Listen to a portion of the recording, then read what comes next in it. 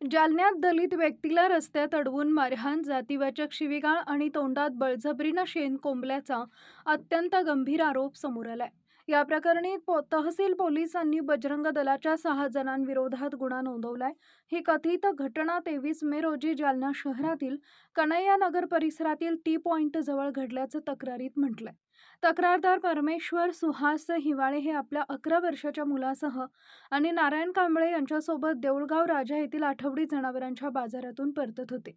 त्यावेळी काही जणांनी त्यांचे वाहन अडवून बैलाबाबत चौकशी केली. तक्रारीनुसार आरोपींनी स्वतःची ओळख गोरक्षक आणि बजरंग दलाचे कार्यकर्ते अशी करून दिली. त्यानंतर हिवाळे यांचे नाव आणि जात विचारून त्यांना मारहाण आणि जातीवाचक शिवीगाळ केल्याचा आरोप आहे. या प्रकरणातील सर्वात गंभीर आरोप म्हणजे आरोपींनी वाहनातून शेण आणून ते हिवळे यांच्या तोंडात बळजबरीनं कोंबलं. त्यांच्या अल्पवयीन मुलाच्या तोंडातही शेण कोंबण्याचा प्रयत्न केल्याचा आरोप तक्रारीत करण्यात आलाय. या घटनेत नारायण कांबळे यांनाही मारहाण करण्यात आली. तसेच वाहनाचे नुकसान केल्याचं तक्रारीत नमूद केलं आहे.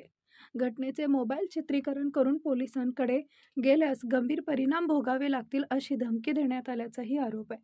दरम्यान 20 ऑगस्ट रोजी हा कथित व्हिडिओ सोशल मीडियावर व्हायरल झाल्याची माहिती मिळाल्यानंतर हिवाळे यांनी पोलिसात तक्रार दाखल केली.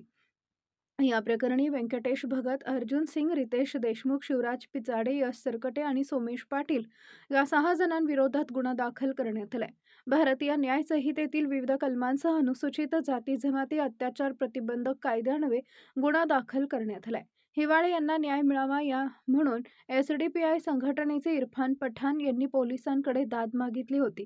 विशेष बाब म्हणजे हिवाळे यांच्या या गंभीर घटनेत आणखी एका दलित संघटना किंवा नेत्यांनी आवाज उठवला नाही. या प्रकरणात गुन्हा दाखल झाला असला तरी अद्याप कोणालाही अटक करण्यात आलेली नाही. तपास उपविभागीय पोलीस अधिकारी अनंत कुलकर्णी यांच्याकडे सोपवण्यात आलाय. या प्रकरणातील आरोपांची सत्यता तपासातूनच स्पष्ट होणार असून पोलिसांच्या पुढील कारवाईकडे आता सर्वांचे लक्ष लागलंय.